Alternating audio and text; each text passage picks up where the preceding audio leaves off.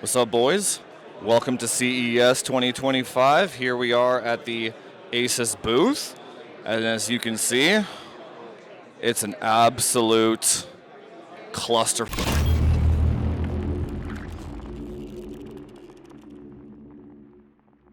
So we're going to cover monitors, we're going to cover motherboards, we're going to cover cases, and of course the RTX 50 series graphics cards.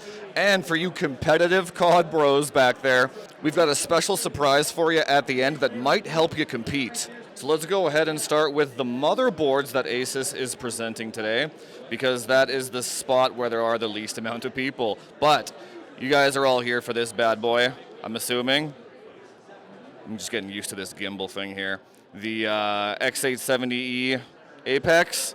So this is going to be the first AM5 Apex motherboard released. So as for the Apex, obviously we're looking at 2 DIMMs here. So there's going to be really high memory speeds. Now initially I was told that there was not going to be an Apex. So what I'm assuming is that Arrow Lake was probably such a flop that they decided to actually go ahead and make an Apex for the AMD platform, because let's be real, the 9800 X3D is selling like hotcakes.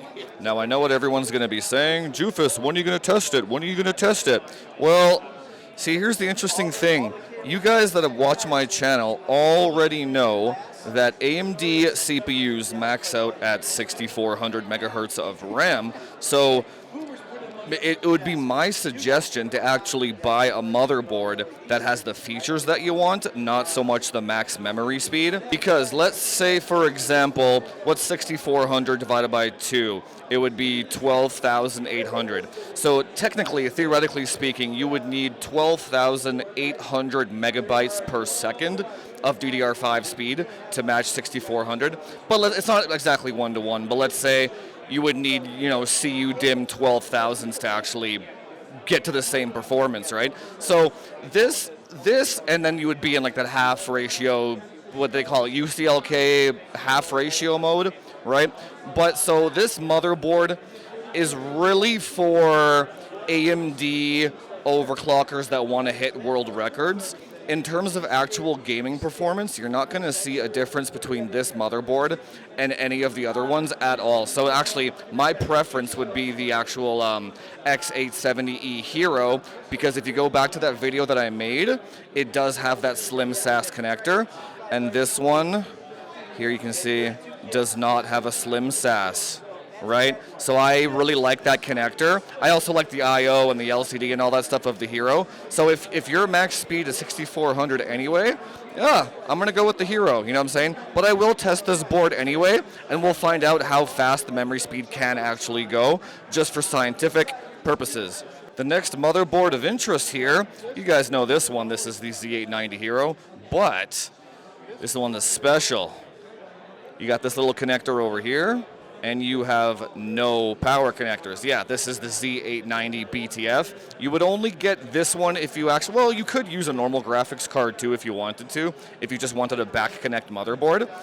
But it's actually interesting because it looks like, yeah, this one also does have those NitroPath DIMM slots. So for those of you that have the optimization course, you know that this motherboard will max out Arrow Lake, so you don't need a 2-DIMM. So this is going to be the first time actually where we can have a back connect motherboard, a full BTF, and actually have max performance out of a platform.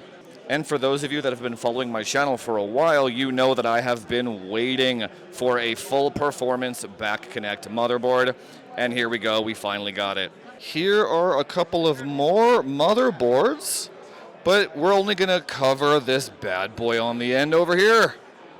The Z890 Creator Wi-Fi. You guys know I love my ProArt boards. So this thing is going to be your weapon of choice if you are doing a 285K workstation, right? Obviously. I mean, it looks very similar to the X870E version. I/O, Thunderbolt. This one's got Thunderbolt 5 actually on it. Look at that. Right? So it's actually got a little 5 symbol on there.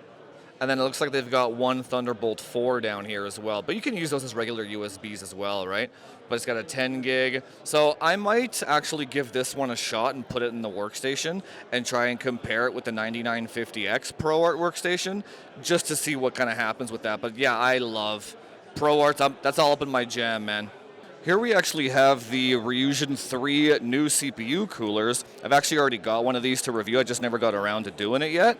But we will be doing that on the channel as soon as I get back from CES. But these things look damn gorgeous. These two monitors are going to be new releases coming out from ASUS. Now you can see that one of them is clearly brighter than the other. Now, even if I do slow-mo mode, they're both running at 360 hertz, so it's not going to show up on the camera, so there's no point, right? But this one on the right here is going to be your new 360 hertz IPS G-Sync Pulsar. Pulsar is like some new shit from NVIDIA that's supposed to, you know, it's just like, it's like ULMB version 3, I want to say. Kind of like how we just got ULMB version 2, and then this one is just going to be your standard OLED. Now, you guys can't see.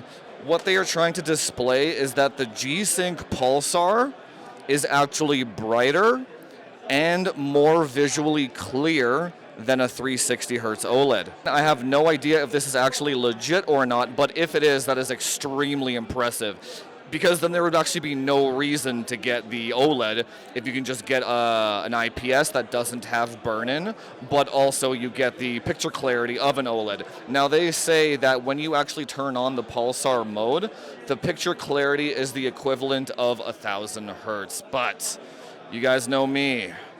I'm going to have to test this at the highest level of compute.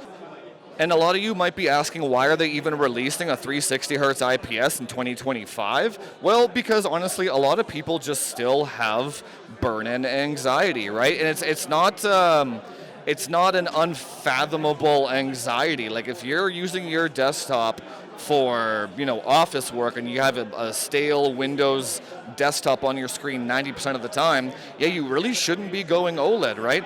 But also, let's say you want to compete on the weekends at a high level on esports. Well, yeah, then you got you covered with this monitor, right? But again, wait for me to review it.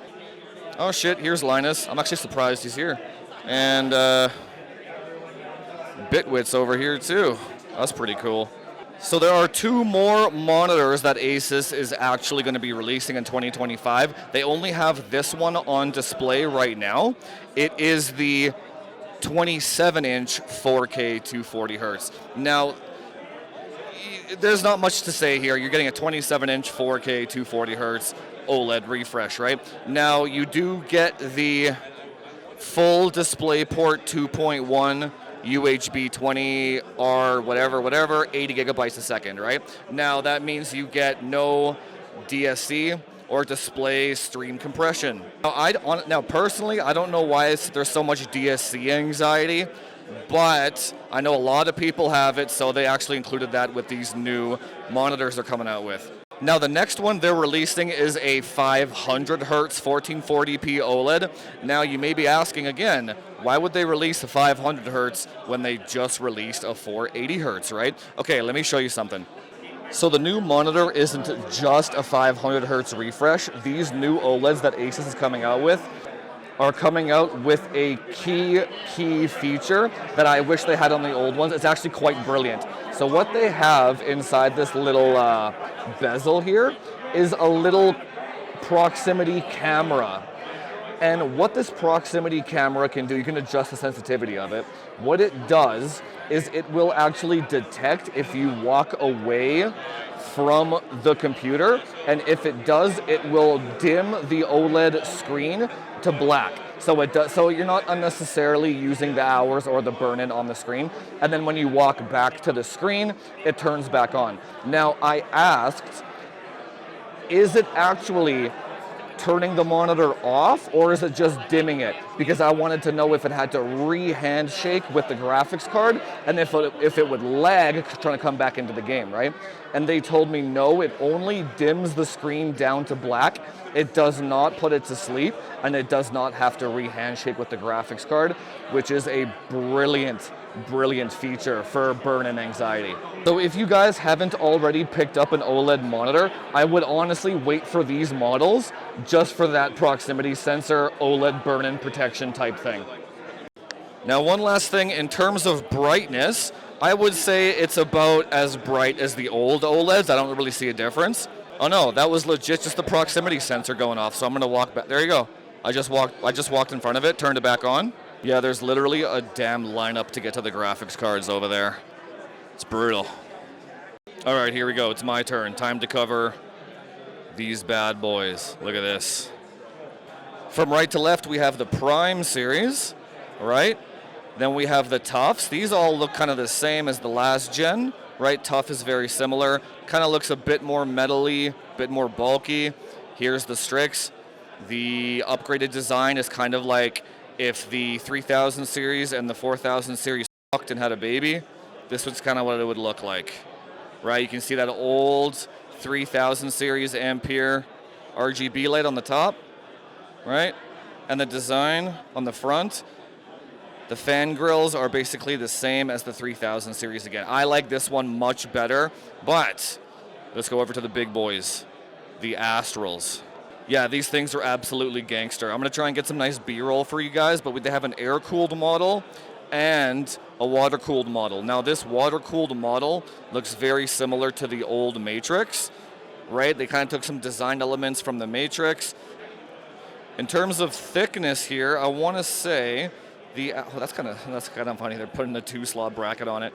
But in terms of thickness, the Astral 4090 air-cooled version looks to be a quad slot, and the Strix looks to be a triple slot. So you make your purchase decision based on how much room you got in your case, right?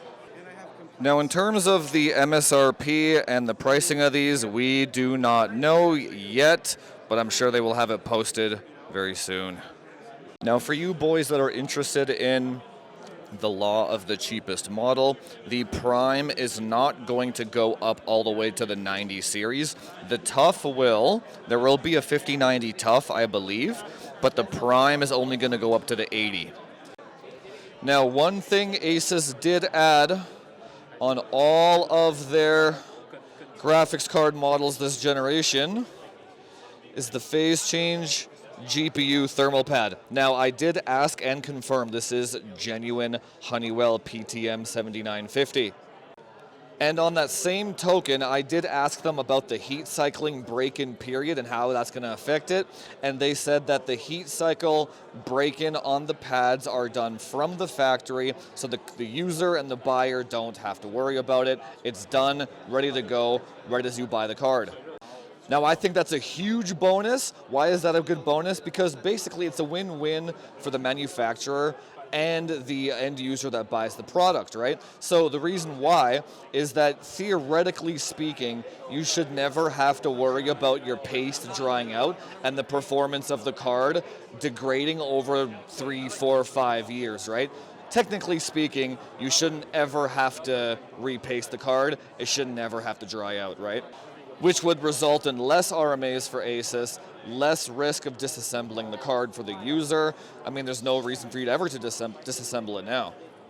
Now, one final thing, I did ask about the power limits of the Strix versus the Astrals, and they both have the same power limit. It's 600 watts maximum for all cards. That's from NVIDIA. So the performance you're going to get out of Blackwell is going to come down to how well the cooler can keep the die down on the temperatures. The lower the temperature, the greater the boost clocks. Now, one last thing I want to cover, I'm not sure if it would matter or not, to be honest, probably not, but it's a worthy mention. Their new power supplies that they're coming out with the RTX 5000 series. You can see here that little purple sense pin. So what they're doing is they're attaching that sense pin to the